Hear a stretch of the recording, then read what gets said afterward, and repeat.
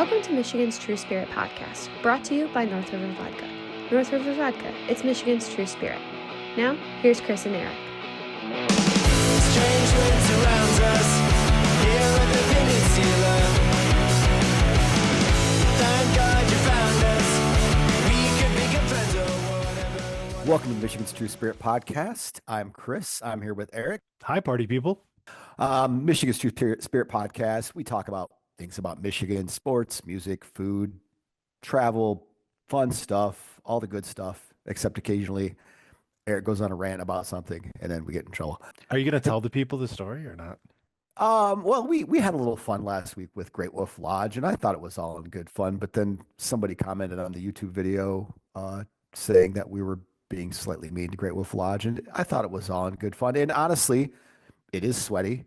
You do see a lot of tattoos, and they do dump water on your head.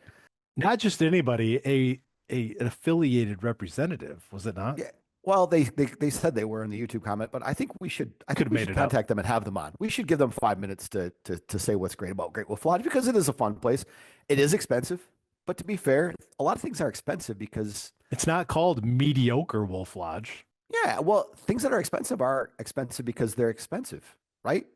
Like Because people it's pay not for it. like it's not like people, harvest lobster for 20 cents a pound and then charge you $100. It's expensive to harvest lobster.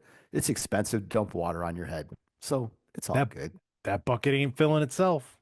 So we're not a sports podcast. There's a lot of good sports podcasters out there that give you the daily rundown on podcasts. But Eric, have you seen any good football games this week? I did watch the spicy Detroit Lions football game. They beat the Baltimore Ravens. You'd be proud of me. I stayed awake for the entire game. You have a hard time with that, apparently.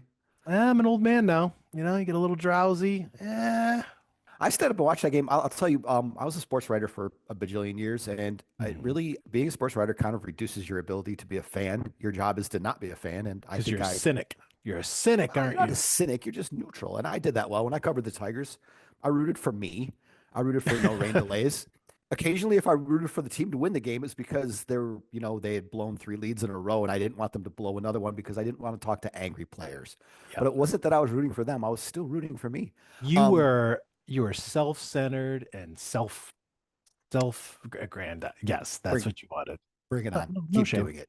Keep doing it. That job, I spent 100,000 hours a week on that job, so I just had to root. I had to root for me. Good. But anyway, I am a Lions fan, and I was about as fired up about watching that game as I've been watching a sporting event in a long time. I mean, before the season started, I had no expectation they would win that game, and then after they played the Packers, I had less expectation they would win that game. They were kind of fun. That was a fun game. They riot. Lions are putting the FU in fun. I tell you what, they're doing great. That was a great game. Anyway, sure. and it's timely because our guest on this week's podcast is Matt Dery, who is a longtime Detroit broadcaster and hosts the Locked On Lions podcast, which at last check had 1,500 times as many YouTube subscribers as the Michigan's True Spirit podcast. So, hopefully we'll talk to Matt, and a few of his people a few of his everydayers will turn into every weekers for us and spill over into us. So Hope you check us out. That'd be great. Yeah. So we will be right back with Matt Dery. You're listening to the Michigan's True Spirit podcast. Welcome back to the Michigan's True Spirit podcast. We are here with Matt Dery, a longtime Detroit sports broadcaster, currently the host of the daily Locked On Lions podcast. You should listen to that daily. And also has spent the last 6 years out of the broadcasting business a bit as the Marketing and Business Development Director for Financial Architects and Q5 Experience. Welcome, Matt. Was that all correct? Yeah, Chris, you did a great job with that. Great to see you, brother. It's been a long time. Obviously, you and I have crossed paths for many years, and then you kind of disappeared off the face of the earth. Yeah, that was Just kidding. That was on purpose, dude. No, Yeah, I know it was. I respect that was it. purposeful. Yeah, I respect it. And I decided Eric, I like my kids more than baseball at some point, and Oh, gosh. and just kind of bailed. So having to cover that team too and that organization, my God. I mean, that's not an easy team to cover. You and I know way too many stories behind the scenes. I enjoyed covering that team. I will say, I think that the current team, and I'm just talking from a player perspective, I think the current team is probably more enjoyable to cover. Although I got to tell you, as a guy who got tired of getting murdered on Twitter when times were bad. I Mm. can't imagine covering them right now. Oh It gosh. would be no fun. No, So, no, no. that's for sure. And Eric's name came up the other day. So I was on the Eat 'em Up Tigers podcast Oh, sure. Yeah, my with boys. Alex Urban and Jordan. What is Yeah. Jordan's last name? Jordan Hall. Jordan Hall. Yeah. And Jordan drops Eric's name in regards to something. He's like, "Oh, do you know him, Phil Coke Spring?" I go, "I'm going out with these. I'm meeting him later this week." So Yeah, those are yeah. great dudes, and they shouted you out, and I'm like, Yeah. I know that guy. I watched Yeah, him. Jordan's first great. episode. We did Podcastianos and then they changed it, but we did that for like 5 years or whatever. It's a lot of fun. I remember that. I Yeah. remember that. And it's funny about Nick. When I was at Detroit Sports 105.1, we had a trip to Punta Cana. It was called Baseball on the Beach, and it was a giveaway. And I took my wife, and we did shows from there when I was at the now defunct Detroit Sports 105.1, which was a disaster. But JD Martinez, Brian Holiday, and Nick Castellanos came on the trip. And Nick could not have been better. I mean, Nick was a great dude. Holiday was probably the best of the three. Nick was great. They all were good. JD was nice, but yeah, Nick was great. And it's just sort of funny that the Podcastianos, I do remember that. That's funny. Brian Holiday is a great dude. He's got good taste in music. Brian Holiday introduced me to a band called Black Pistol Fire, who Eric and I have seen in concert before, and we'll actually see again soon. I know my Tigers based on how good their music taste is. Exactly. To be honest. So, but before we get started, we're supposed to talk about what we're drinking. Are you having a drink tonight, Matt, or no? I am. So cheers to you guys. So I decided to go tonight with my wife and I decided a little bit of a sparkling white. I mean, we're getting down to the nitty gritty here of the summer. And obviously we're getting into red wine country here in territory with late September. Mostly the whites are in the summer. So this is Mauby Sparkling. Very nice. Mauby, obviously, the winery based out of Sutton's Bay or Traverse City. Cool. A lot of good stuff. We went a little sparkling route tonight. So that's where we're at. Awesome. Eric, what you got? Yeah, what do you guys got? I got a mule, Moscow Mule, with, Oh. of course, North River vodka. I got the lime wheel. I have my own clear ice that I make. You gotta have clear ice. Gotta bouge it up a little bit. But yeah, a mule. I introduced you to homemade ginger syrup recently. Eric, did you make your own ginger syrup, or did you just mail it in and get some Let's not crap? push it. No, I just bought right. this. I bought the soda like a pour. That's what I did. I'm going to blow your mind because I'm here to promote North River Vodka, which is on my shirt, and I'm actually drinking a long drink from Right Brain Brewery in Traverse City. And here's my rant: if you guys have had like the Finnish long drinks, I Yeah, of don't know if they're so good.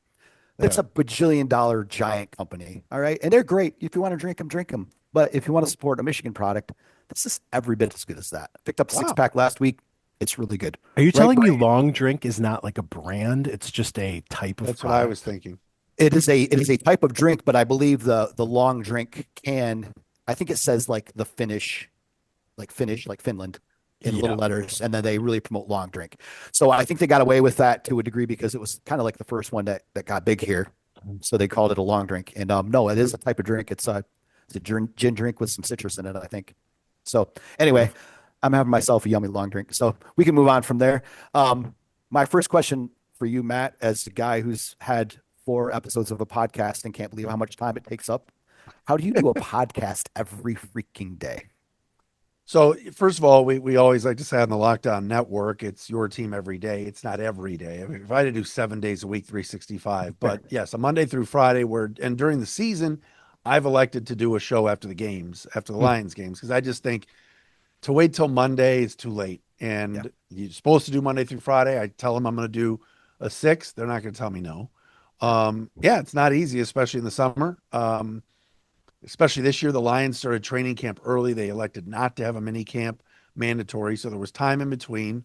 This was not an organization over the last couple of years that free agency and the draft were that big, as opposed to when they were so bad. And we were talking draft in November, and free agency was like, oh, who's going to save the organization? So yeah, it can get monotonous and tough, but I think, the beauty of the internet and whether it's Pro Football Focus and being a subscriber there, so I get info there, or True Media, which is a partner of ours at Lockdown, where I can go and do some deep dives on stats.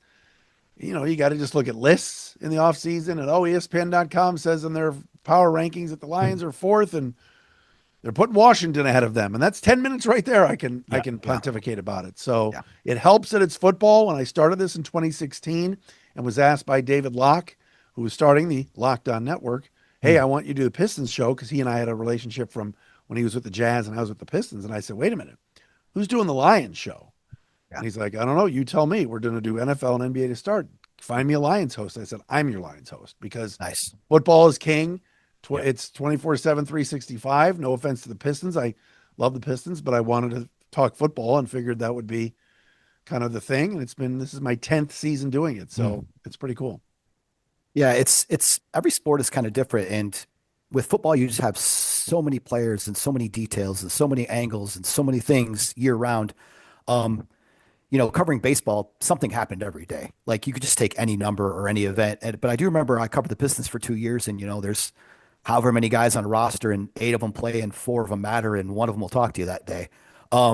So that seems like a kind of a tougher task for sure. But I become one of your everydayers. I'm not a podcast guy, but in the last few months I've switched from my walks from music to podcasts, and I really enjoy your show. The Lions are, as a former sports writer, I'm not a huge sports fan anymore.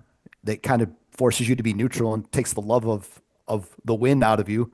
But I'm a Lions guy. Like, that's my one team that I actually actively cheer for. So I do really enjoy your show. I think they're so likable now, guys, and they've done it the right way.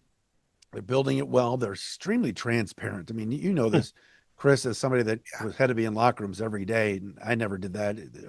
I give you a lot of credit, but to try to find stories, to try to deal with impossible front office people or coaches that just weren't going to give you anything, whatever. And it was any sport that you covered, but for Brad Holmes and Dan Campbell to be as transparent as they are, to be as available as they are, for Campbell to go on the radio this morning on 97.1 on his weekly hit and say, hey, look, we're contemplating giving Terry and Arnold less snaps and maybe move. Most coaches go, we're gonna we'll look at the film and we'll make some determinations. They say nothing. And this guy comes out and he's in line at Starbucks with his wife in the car and he's on the phone. Like, that's pretty cool. And it fits this town. And this town's been waiting for this team to do this well. So it's kind of been cool. Authenticity is absolutely a pleasure, not only for sports writers, but for fans too. I remember Drew Smiley, who was one of the most mellow, nicest, understated dudes, saying something that, and we don't need to get into it today, that turned out to be a little controversial. And I remember walking up to him the next day and saying, please don't stop being interesting.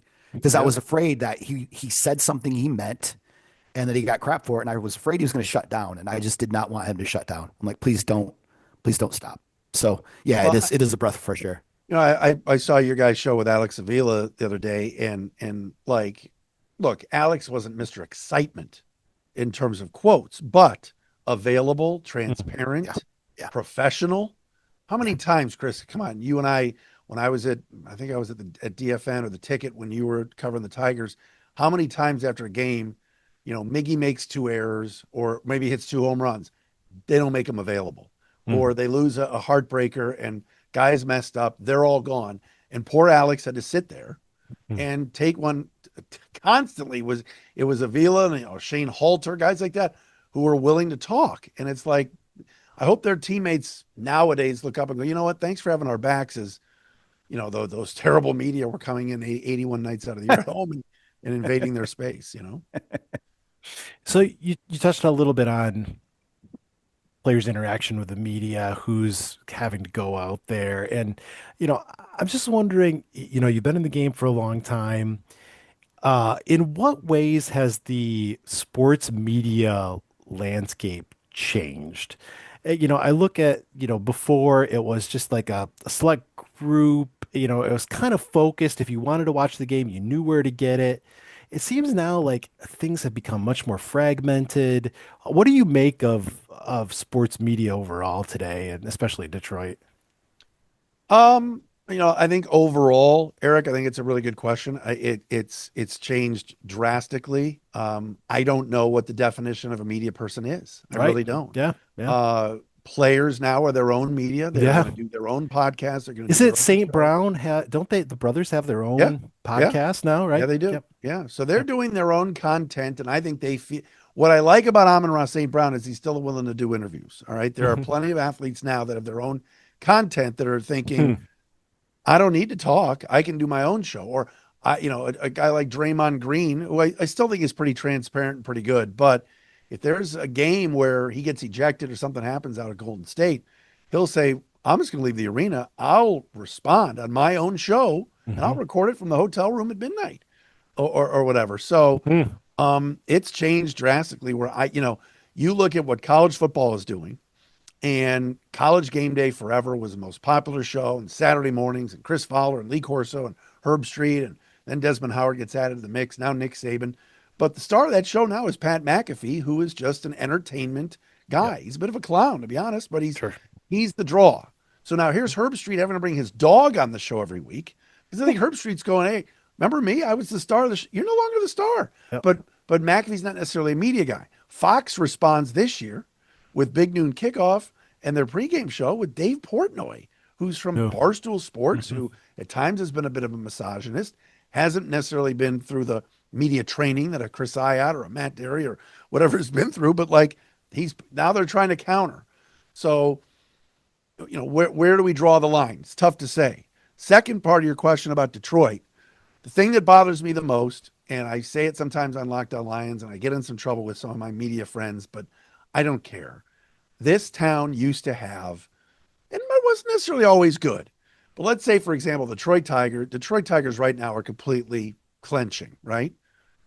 I used to wake up in the morning and go, all right, what is Rob Parker going to write? What's Drew Sharp saying? Wojo at times, and Bob and I are good, but like Bob was never a hard opinionist. But I just think we're missing in Detroit. Look, it's Mike Valenti to me. Mike's the best. People don't like him. People might hate him. Michigan fans don't like him. But to me, I'm turning on the radio at 2:00 if I'm in the car because I know Mike's going to bring it. I know he's going to tell me, oh my gosh, they are choking. But I used to be able to read that. And I think that's gone. The columnists and hard opinions, and I don't see it here. Whereas in other cities, it's still there. Yeah, I'm not gonna fight you on that as a former media member, Matt. And it's been 10 years for me. So like I'm not even close to a media member. I will say I think the hard part for media in this climate is that there used to be very like tall walls around your job. Like there were beat writers and then there were feature writers and there were Right. columnists. Yeah. And now you'll see the columnist is like the backup beat writer. So like I see Jeff Seidel writing like covering road games because he's their beat writer for that thing. And then like when I was a beat writer, I would get grief for not having hard hitting opinions. It wasn't really my job. No, it And wasn't. I tiptoed into that area because I had to, because M Live didn't have a columnist that rolled in. I had to kind of be the columnist. But like that's a hard job to straddle all those lines at the same time. And I think it's just a journalism thing. There's so few journalists compared to what there used to be For sure. that those walls are just down. But yeah, I think you're right. There is a lack of hard hitting columnists, But- and I don't want to dog the guys that are there. No, There's I don't like two either. of them. No, right. And look, occasionally I'll get someone go, "Oh, did you read the Sean Windsor's piece?" And I'll check it out. And I have nothing personal against any of these people. What I'd Sure. like to see is more opinions. For you, Chris, that was hard. You're covering this team. You got to be in that locker room or clubhouse, 162 days, whatever, and then go, okay, your editor or whatever will say to you, "Hey, look, the team's struggling. We need a little bit of an opinion piece." I remember Kyle Meinke, I thought, when he was at M Life writing for Lions, and he was the only one. There were times he wrote first year of Jared Goff. Meinke did a piece about, this is not the answer, and he was wrong. But Kyle, I think Jared had a relationship where they could look at each other, and Jared could say, "All right, Kyle's back here the next day." Let's put it out there. When you're a beat writer at the Free Press, and all of a sudden here comes good old Mitch, who hasn't been in the locker room for 4 months, decides to swoop in on a February night to check out the Pistons and write a little piece. If you're probably a beat writer, you're like, "What are you doing here? You haven't been here since 2 years ago." Oh, but you're going to, so that I know that kind of ticked off some of the beat guys. But it's definitely changed now because now everybody just hops on Twitter or Blue Sky or Instagram and throws out their opinions. And I feel badly for the beat writers that get, you're right, the responses of they'll post their piece in the first fourth. Why didn't you say this guy sucks? They can't. They have to go see these guys every day. Like they've got to be objective and down the middle. It's hard to Yeah. straddle. Yeah. So who do you love in broadcasting? Like, do you have a favorite kind of like a Detroit broadcaster team and like a favorite national like who do you think does a great job in the area and also around the country? I have an immense amount of respect, first and foremost, for George Blaha. Yeah, I worked with George on Piston broadcasts. I know he's not as on top of things as he used to be. George is, I believe, in his 80s now, but I just think he's a first-class announcer. He's now in the Basketball Hall of Fame. He does Michigan State football, then transitions over to the NBA, and I just think he's amazing. And I love the man. I'll be honest. I think he's awesome, and let him go as long as he wants. Mhm. Nationally, a guy like Ian Eagle to me is the best. And yes, Ian is a friend, and I was a Syracuse guy, and he was too. Oh yeah. But I truly believe that he's just the best, such a great person, but also a really good broadcaster. His son is very good, and people sometimes throw that nepotism thing out. No, listen to Noah do the NBA, the NBC Big Ten football game on Saturday night. He and Todd Blackledge, I think, do a really good job. You know, right now locally too, Chris. I mean, look, the Red Wings have, I think, the best announcers in terms of the teams. Ken Cal is Ken Cal. He's just so solid and so good. Ken Daniels and Mickey Redmond every year on Awful Announcing usually are top one, top two in terms of the NHL for the local broadcasters when they do those polls. I know everybody, a lot of Tiger fans are genuflecting over Benetti. I think Jason, when he started last year, total upgrade over Shepard, total upgrade. But I think as the year and a half has gone on, I don't know what's going on. He and Dirks, this sounds like a fifth grade sandbox broadcast. I mean, guys, can we call the game? I know we want to yuck it up and have some fun, but what happened? I heard Benetti do Michigan State USC on Fox the other night, and he was great. But then he comes back home, and immediately it's just a yuck fest. And I know that he's got a lot of power with the Tigers, and I know it took a lot for them to pluck him away from Chicago. And I've heard some stories, but I don't know. I mean, look, Mark Champion's a legend. Dan Miller fans love. I get that. I think TJ Lang is really good in that Lions booth. He's added a lot to that. So, but I think the Wings guys are the best of the lot. Yeah. Interesting. For sure. Very cool. You talked a little bit earlier about times you're straining for content. I think in the baseball season, it's always the Hall of Fame time. Like you're looking for something to talk about. Yeah. But what are the parts that like give you the juice? Like, okay, yeah, this is the thing that's fun. What are the parts that like kind of light you up inside and say, oh yeah, this is what I want to talk about? Well, I think NFL draft is huge, especially for my podcast. I know that the 3 days, and look, some people complain and go, why the NFL just, I remember when back in the day it was on Saturday. No, the Thursday, Friday, Saturday build up, the first round one day, the second, third round. It's fun. And even though the Lions have been good the last few years, so they're picking late, that gets me excited. I'm still old school. I still love March Madness and the start of baseball season. Being the Cleveland Guardians fan that I am, and that's the one Cleveland team, that's where I grew up, that I still love. I don't really care about the Browns and Cavs anymore. And obviously I'm hoping the Lions do well. I worked for the Pistons, so I root for them. But I love that time of year. I just think filling out your bracket and, oh yeah, baseball season starting, it really is awesome. And I think right now too, baseball playoffs coming up. Maybe both Cleveland and Detroit are in, we'll see. And then start of the NFL season. NFL is still king, and doing the Lions show over the last 10 years or 10 seasons, at least 9 years, I've just grown to see, oh my gosh, this is just so powerful. The fact that I can get downloads and get clicks on my YouTube on a show in August talking about a guy getting hurt in a training camp practice. It's incredible. And the guys that do the Locked On Wings, Tigers and Pistons shows and Michigan State, it's got to be more of a grind because it's tough, but football is still king. I mean, Monday night, I mean, it's 11:45 midnight when I'm recording my show after the game, but man, the Lions played so well. I could have gone all night. It was just, it was fun to do. I like doing those shows after the games because you're talking about the games. I mean, you guys know now there's just so much BS out there and what's going on this happened at a practice, or this player is dating this supermodel or people getting mad about Taylor Swift and Travis Kelce. No, bottom line is we still love the games. Yeah. We still, when the Lions stopped Lamar Jackson on 4th and goal the other night, I mean, I could hear my neighbors, and they live far down from.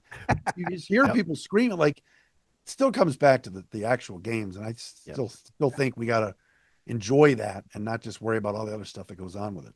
And we're going to take a break in a minute and refill our drinks, and hope you'll come back to talk to us a little more, Matt. But this is a Michigan podcast, so we should ask you, outside of sports, like, what do you love about Michigan? Like, is there a town? Is there a restaurant? Is there an event? Like, what do you love about being in this state? I will say this. We mentioned Traverse City before. I think that's awesome place, and we had a wedding recently that we went to up there, and hit up Two Lads and all the other wineries that are up there. And it's beautiful country. And I know people say, people from outside of the state say this whole up north thing, is that Traverse City too? To an extent. I think downtown Detroit coming back has been awesome. Two James distillery down there. Yep. It's fun to go down to Corktown and just walk around. I'll probably get in trouble for saying this, but some of these folks that are talking about, we need to bring the National Guard into Detroit. Shut up. No, we don't. Please stop with that. The city's coming back. It's fun to walk around. It's fun to, whether it's Corktown, whether it's around the ballparks, whether it's Midtown. Like, never. I've been here since 1996. It's sweet. There's some great restaurants, man. It's awesome. I love some of the traditions that we have here in Detroit in terms of Eastern Market on a Saturday morning. These are all cool places, man. And I got to give a shout to my friends at Union Joints, whether it's Union Wood Shop, whether it's the spots in Ann Arbor, or on Woodward with Vincetta Garage, like bringing back things that are nostalgic about Michigan, Detroit, having some of that inside the restaurant. I love that. I think our food here is really good, and the wine could be a little bit less sweet. Agree. But and I think the Four Seasons is still great. So that's what I love about it. All right. Thanks for that. And hopefully we'll be right back in a minute. You're listening to the Michigan's True Spirit podcast. North River Vodka. It's Michigan's True Spirit. Welcome back to the Michigan's True Spirit podcast. I'm here with Eric and with Matt Dery of the Locked On Lions podcast. Thanks for coming back, Matt. Refilled your drink and ready to go? Love it. Absolutely. Awesome. We're going to fire some quick questions at you. What team in Detroit has the best fans? And why? Oh, wow. Probably say Lions and Tigers are pretty close. As somebody that grew up as a huge Indians fan and now obviously Guardians, but I think Tiger fans deserve better than what they're getting. I think they are really good and they know the game. Lions fans to me have been the most loyal. There's nothing wrong with any of the fan bases. We could talk about Michigan football fans, but because there is something that's a cult. But I think all in all, Lions and Tigers are pretty close. I think Lion fans have stuck with this team through thick and thin, and the Millen era and Patricia and Quinn, which arguably are two of some of the worst eras of all time. So I would put those two very close together. We don't want to get stuck in like the minutia of the day to day about these teams, because you do a great job of that for the Lions, covering the day to day. And there's a bunch of Tigers podcasts, but can you give us like just a kind of a quick hit of your, like, from the sky view of Lions, and give me Tigers Guardians too. Like Lions over the next 3 to 5 years, Tigers / Guardians. We'll let you sneak some Cleveland stuff in here real quick. Yeah, I mean, I think the Lions are in good shape. I know that there's some fans that are really frustrated that they don't spend more money. That like, how do we let Zadarius Smith not come, stay here, and he's in Philly, and Brad Holmes needs to be more. I think they've got a plan in place, and I think they're sticking with it. I think they've got really good ownership. And so I think that means a lot. They always say the fish rots from the head. And I think that the Lions are going to be in really good shape for a long time. Their core players are young and signed. Yeah. So this notion of they got to win now because the window's closing. What? I think that's outrageous. Tigers, I don't know what to say. There's talent there, that, and they've got the best pitcher in the world. I don't think he's staying. And I think ownership there is not committed. I don't think he's committed to his hockey team either, which is too bad, because I cannot believe, when I got here in 96, oh my God, Hockey Town and cup after cup and, these unbelievable players, and just the old man spending whatever he had to go get Brett Hull and Luke Robitaille and all these guys, Brendan Shanahan. Um, I'm not just sure there's a commitment there, and I think that sucks for the fans. How the Red Wings not in the playoffs for 10 years? How is that possible? It's shabby. Yeah. Yeah. You know, and I feel so. It's and those hockey nistas we used to call them, or the hockey elite. Those folks go down to the LCA, man. They are committed, and they're wearing their sweaters and their jerseys, and hard to believe that's happened for this long. And I look, as a Guardians fan, I mean, we don't spend either, but we just somehow find a way to win every year. Yeah. And Yeah. this manager Stephen Vogt has pulled a magic act this year. That's for sure. Absolutely. What's the what do you think of the venues? Like, what's the best venue to watch a game in Detroit or in Michigan if you want to widen that? Oh man, that's a great question, Chris. And I'm glad you did not prep me on these. Were we supposed to? I'm not a podcaster, Matt. No, I don't know how to do I this. mean, I think Ford Field of the big ones. I mean, obviously, I think Ford Field is great. I do, and I'm somebody that grew up at Cleveland Stadium or for outdoor football. But I think Ford Field is a gem. I do. I think Comerica Park is mediocre. I just think it's fine. It's fine. I just think it's too flat. And if you're sitting down the lines, and Eric knows this, left field, right field, maybe I just think it's a tough view. I think it's okay. LCA is okay. I love the Palace. I will shill all day for Six Championship Drive, and I thought the Palace was just the best, and I was so incredibly sad that they moved out of there. And I understood why, and I know Goris got some pressure from some folks to bring the game back to the city, but man, the Palace to me was my favorite. I just thought that place was great, and I called games for many years at Callahan Hall for UDM, for University of Detroit Mercy, and that was such an underrated spot. I know it's older now, and college basketball is kind of the struggle to keep up with the rosters and who's on what team, but that was always a fun venue for me to be in as well. So I have a Go ahead. question. Yeah. So I'm wondering, we talked a lot about the big boys, right? Lions, Tigers. Do you have a underrated Michigan sports experience? Is this Oakland Hills? Is this Berlin Raceway? Is this, uh, Detroit City soccer? There's all kinds of different sporting opportunities in the state. Is there anything that's kind of underrated that people should check out if they hadn't? That might be something less than a $300 Lions ticket. Yeah, well, you're right. It's those Lions prices are crazy, but again, it's supply and demand. Yeah. I worked for a few years for Andy Appleby and USPBL, the minor league baseball park in Utica. That's always fun. It's family friendly. It's pretty affordable. It's easy to get to. They're off of M59 in Utica. So, I was partial to that for years. You mentioned, I always loved college basketball. So anytime I could get down to Callahan or even when I did 2 years of Oakland University basketball, I liked that. I've heard such good things about the Rocket Mortgage Classic, and people tell me you got to go see the golf. I have not gone, but people seem to rave about it and say it's a fun experience, and you're pretty close to the golfers. So, I'd probably throw those out. I think it's exciting that Detroit City FC or whatever is going to get a stadium eventually, because I think there is room for that here. Why not? So that's probably my answer, Eric. You stumped me a little bit on that one, but that's a good one. Those are good ones. Yeah.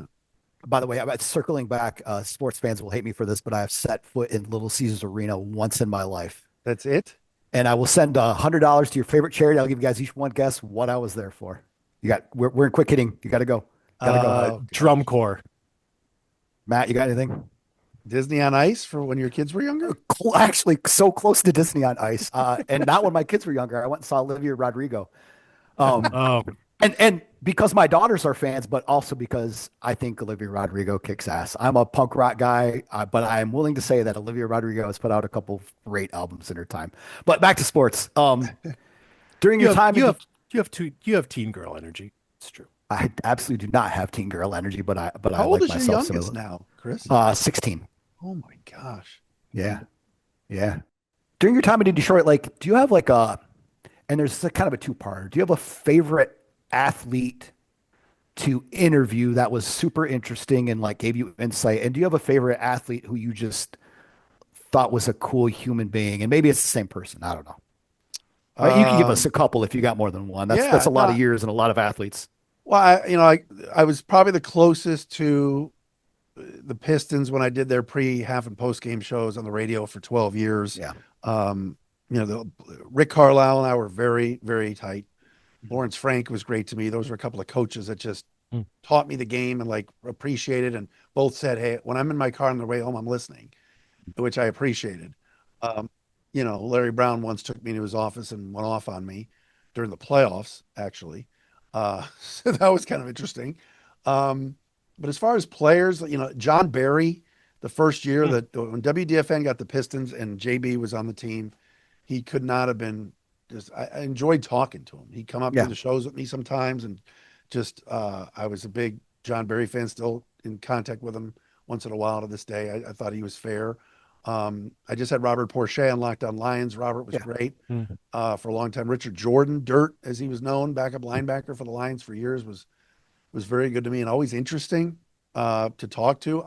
I told people this the other day. The Red Wing players, the 96, 97, they win the cup, but like the Drapers, Maltbys, Nick Lidstrom's, those guys were always there. Morning skates after a 7-0 loss where they pulled the goalie. They just didn't have it one night on a cold December night at the Joe against Buffalo. You knew you could go in that room and Chris would be there, Kirk would be there, McCarty to an extent. Lidstrom was these guys were just so nice. And so when they won and they went on to win 3 more, you were happy for those guys because they were just completely class acts. So those are probably just a few that I just, enjoyed talking to and covering for a long time. I've heard those stories about Lidstrom. I think you couldn't find a bigger combination of star power and friendly availability, genuine, authentic dude. Like, the joke that he was a perfect human being, like he was great with media, but also a great player. And that's, everybody jokes about how great Don Kelly was to the media, but Nick Yeah, Lidstrom was, substantially more successful in his career, superstar. for So sure. yeah, And the going to work Piston teams, Chauncey Billups was always good. And Tayshawn and I had long chats sometimes where he disagreed with something that maybe he was in the car after a game heard me say. But I appreciated that he was like, came over and was like, I heard you last night. You had no idea. You're so off. You have no idea what you're talking about. So, but like those guys were pretty, I mean, Rashid was a character to cover. I mean, he was difficult at times, but, um, you know, he, you know, he did okay. I mean, he came in here and fit in. So, those guys were fun to cover. thanks for coming on, Matt. Thanks for slumming it with us. You've got Stop. 16,000 YouTube subscribers, and I've got 7 siblings, and probably only 4 of them have listened. So I appreciate your time and your insight and you coming on, and I'll be listening to you on the podcast. So Thank you. Back at you guys do a great job. I think this is awesome that you guys are kind of hitting on a lot of different things, Michigan. I'm hoping to learn more as you guys continue to do the shows. And Eric, great to meet you as well. So It's a anytime you guys pleasure. need anything, anytime you guys need anything or want to run anything past me, please do. we'll do. And if you're Thank looking you. to learn if you're looking to learn anything, this is really the wrong place for you, Matt. But thanks for saying so, and thanks again for coming on, man. All good.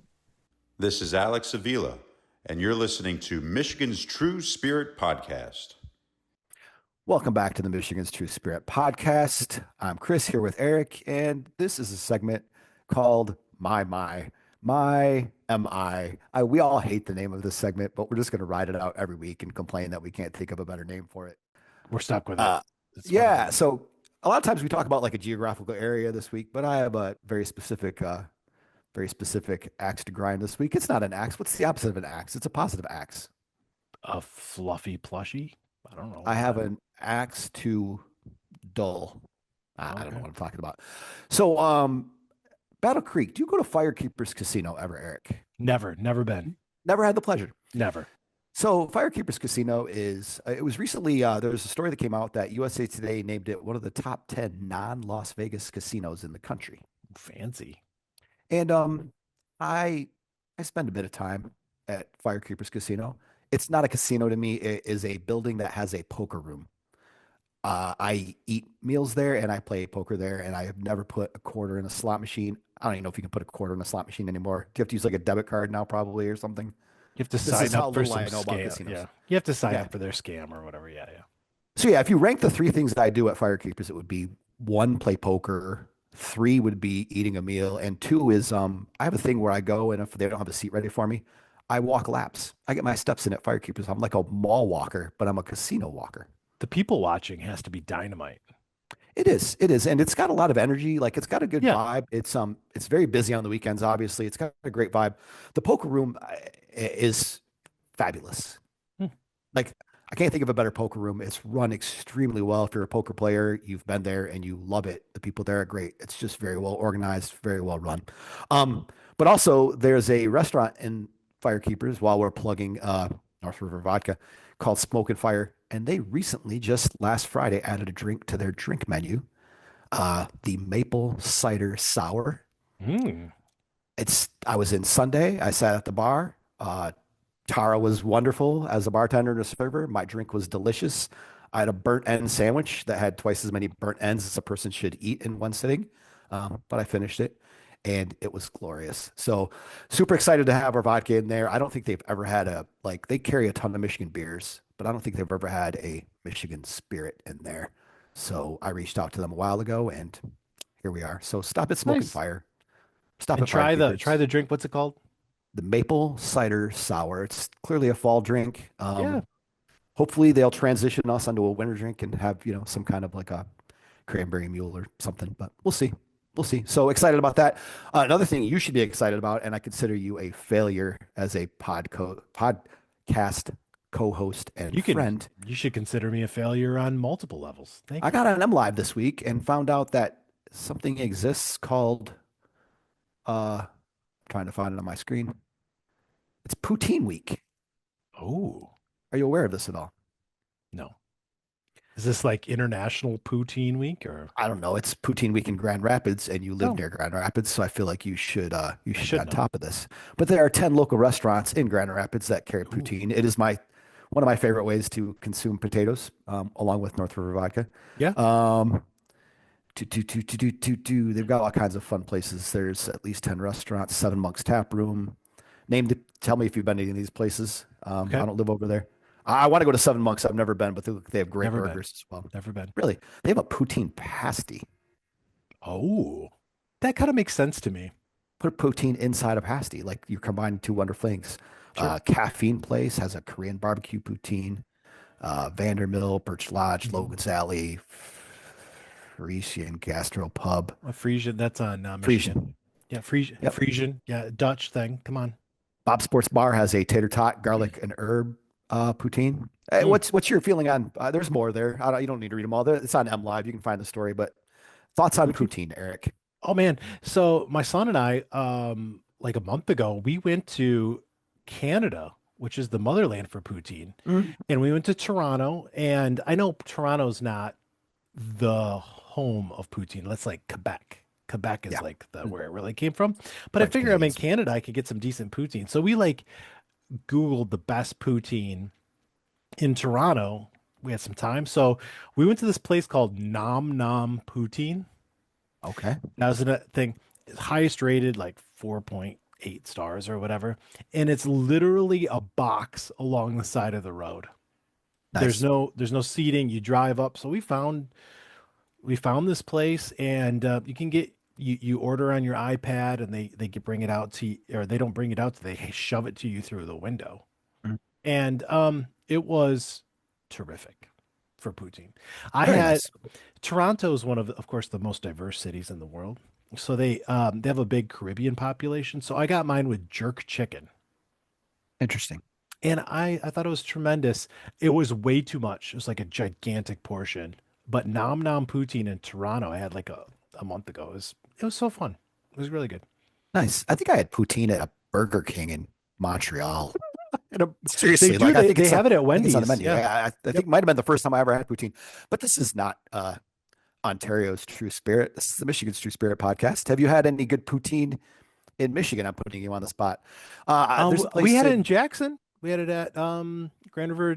Grand River Brewery. Yeah, Yeah. that was good. Grand River Brewery in Jackson. Wow, these are just ultimate North River Vodka segues because that is where North River Vodka was launched, was at Grand River Brewery in Jackson. Yeah. They had us for about a year before we launched out into statewide distribution. But yeah, they have poutine.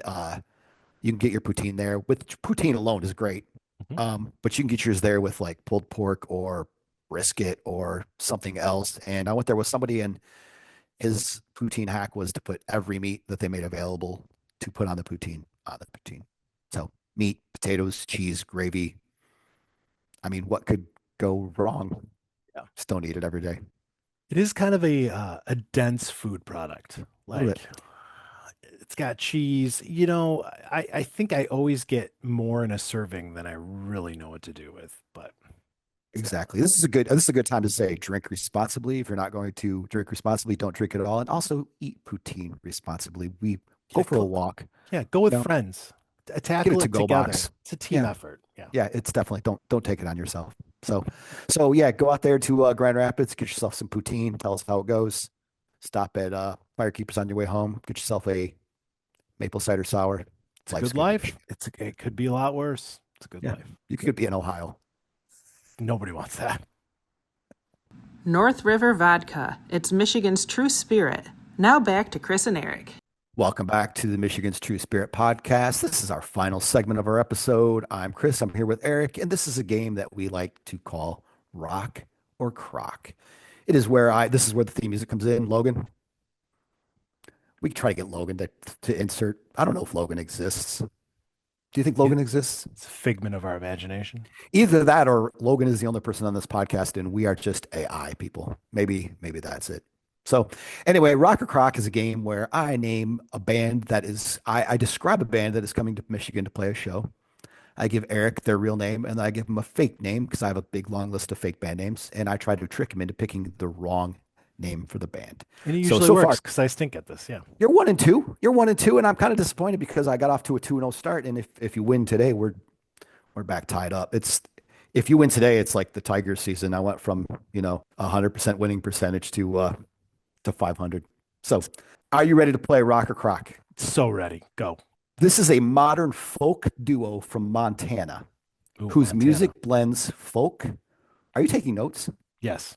Oh my This gosh. is important. This is the- a modern. This is the only thing I take any esteem in my life. I can't crave believe affirmation, and if You I are fail at taking this, notes.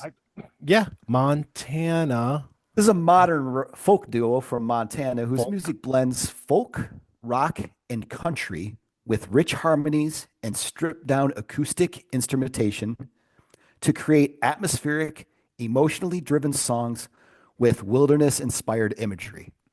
Some good Montana stuff. Right Did you there. get all of those notes there? No, Montana folk. Yeah, good. Folk, Close rock, enough. country. Yeah, country. Their lyrical themes focus on storytelling, evoking wide open landscapes and raw emotions, Yeah, big sky often with- country.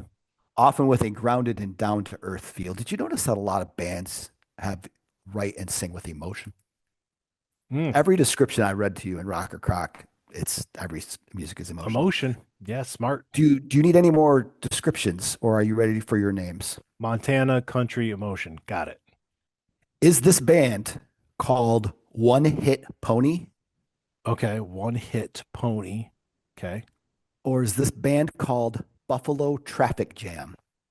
Buffalo Traffic Jam. One. Okay, so it's a riff on One Trick Pony, but it's a one Yes, it hit would pony. seem.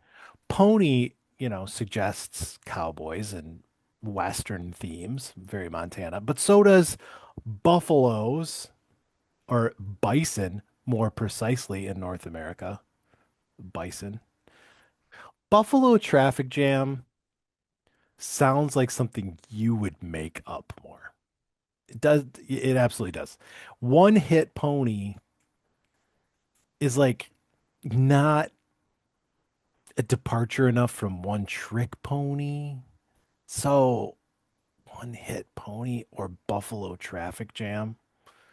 I'm going to say the real name. I should be looking at your face to see if I can get any clues. No hiding, chump. I'm hiding from now on. I play poker, and I'm not allowing you to talk while you stare at my Yeah, face. you gotta flip down the welding mask or the Oh, yeah, hold on, I can sunglasses just or shut my whatever they camera are. off for a second. Oh, stop it. Flip. There you go. You child.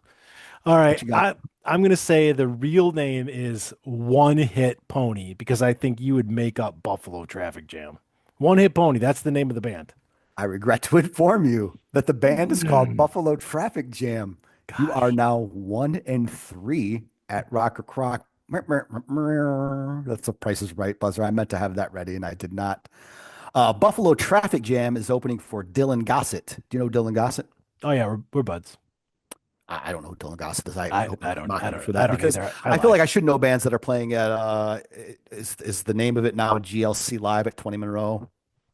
just call it I 20 call it 20 Monroe. Monroe Live. Can Yeah. we call it that? Like Pine Yeah. Knob is always Pine Knob, and it was never whatever it was Yeah. between The times. It was Pine Knob. DTE. DT Energy Yeah, Theater. yeah, whatever. Buffalo Traffic Jam is opening for Dylan Gossett at 20 Monroe Live on October 27th. I love myself some 20 Monroe Live. I've only been there a couple times. Do you remember our venture to 20 Monroe Live? Yeah, we saw yeah, I can jump in. yeah, please, would you? Pixies. The The Pixies, Pixies. of course, the Pixies. So Yeah. something I want you to know about And everybody to know. Muska Oh or my who, gosh, you Mickey, couldn't remember the Pixies, but you remember who opened for them. Is it Michka? Whatever. It's something I have too many screens open. It's She's on like my super spreadsheet. famous. Mitski. But Mitski, Miska, Muska, Mickey Mouse. I don't know. Something I want to inform everybody before they go to a concert with Eric is that at some point in every concert, Eric will say something out loud that will make people turn and look at you. So one time we were at a concert, we were waiting for the band to come on, and it was like I think it was Dinosaur Pile Up. The crowd was all in their 20s except for me. And Eric was like, "Come on, it's a school night, right?" Was that Dinosaur Pile Up? Like, get on the That was stage, for it's a Pup. school Yeah, night. Was that yeah, Pup? yeah. It was Good Pup. Lord. Yeah, because everybody at Pup concerts worry about getting their kids off to school the next day. So this show, I don't think you remember. Pixies fans are pretty rabid, and Mhm. it's funny because I always thought I was a huge Pixies fan, and then I got to that show and I realized before the show started that I only know like 6 Pixies songs. I love those 6 songs, but I've never really gone deep into the Pixies at all. But like the first song ends, and everybody that knows the Pixies knows the lead singer is Frank Black, and it goes by Black Francis. And the first song ends, and it gets quiet, and Eric looks at me and he goes, "I like this guy." I I like this didn't. nondescript person whose name I couldn't possibly know. And like 5 people in front of us like turn around like this guy, like did This you just rock wander off the legend. street? Yes, this rock and roll Hall of Famer, I assume. So yeah. Yeah. So and Ah, I saw I how did. I many liked shows them. have you seen a bunch of shows there? Saw Assuming you've seen Tiger Cub and Chevelle. so mad about that Tiger Cub show. I don't know where I was. I saw Churches there. That was fun. Oh, I don't know church as well, but I would like to see them. I think I was in Iceland with my was I in Iceland with my daughter for Tiger Cub? There had to be a good reason. I had to be out of the country if I missed Tiger Cub. Everybody should go check out Tiger Cub. This is gonna blow your mind. I saw NF. Yeah. I saw NF at 20 Monroe Live with my son at the time was like 13 years old. It was a long time ago. Oh yeah. That's prime NF age. Yeah, and I heard an NF song this week. My daughter played it, and it's totally different. Like Oh, is that right? I weirdly wanted to dig in and listen. Like it was a really good song, but it was totally different from what I expected. So anyway, I really do. I love that venue. I've only been there twice, and I need to go back because that's just it's a good mid-sized, right? It's not too big where you can't see. Have you ever sat up in the seats? There's hardly any seats. You saw Tiger Cub in the seats. Yeah. Oh, that's right. That's right. You did. I prefer Yeah. the floor typically, but yeah. I'm a floor guy. Yeah, I want to be in the. I want to. You I want want to swap another? some sweat. I want to. Yeah. I want to catch COVID. I want to swap some sweat. Yeah. I You just want wanna- those bodily fluids step on splashing people's against your feet. flesh. I know. Remember when I was so hot? I wore flip flops to see Pup the first time. That was a mistake. That was a rookie move. What are you I still have thinking? I still have beer on my toes, I think. So yeah, go to 20 Monroe Live if you're into modern folk duos from Montana whose music blends folk, rock, and country. See yourself some Buffalo Traffic Jam. You'll have to wait for One Hit Pony, which to my knowledge does not Doesn't exist. Yet. Day's not over. Congratulations to me for improving my record on Rock or Crock to 3-1. Oh, I stink at this game.